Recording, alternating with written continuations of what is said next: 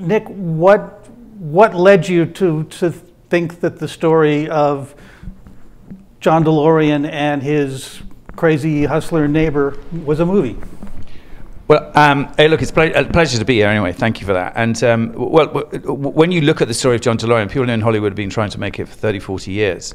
And because it's such an extraordinary tale of a man who ultimately committed his own downfall through a huge act of hubris.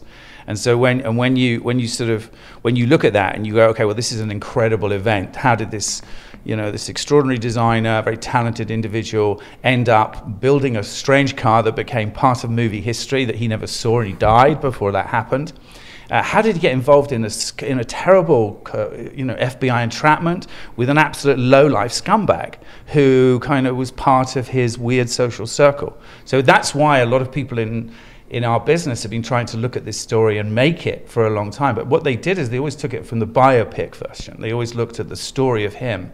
When Colin and I discovered that was Jason's character, when we were looking at the research, that character seemed to us to be a much more rich vein of a comedy and drama, because he was an absolute, awful individual in many respects. He was a complete liar and cheat and quite funny, and so that's really, we took his view into the story, and then by default you then show DeLorean's. What was the challenge for you in figuring out how to put this on screen?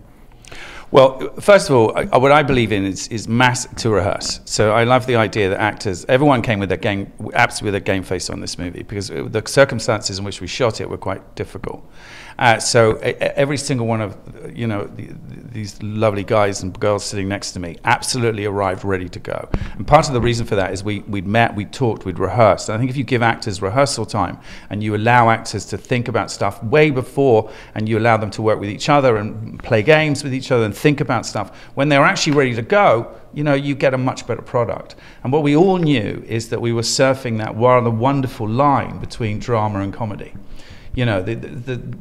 But all of these guys are fantastic comedians. They can play. But what is wonderful is if you can get that right, if you can play the drama for absolutely, and you can play the relationship, and you can play the truth of the moment, that humor comes out of that rather than being placed on top of it.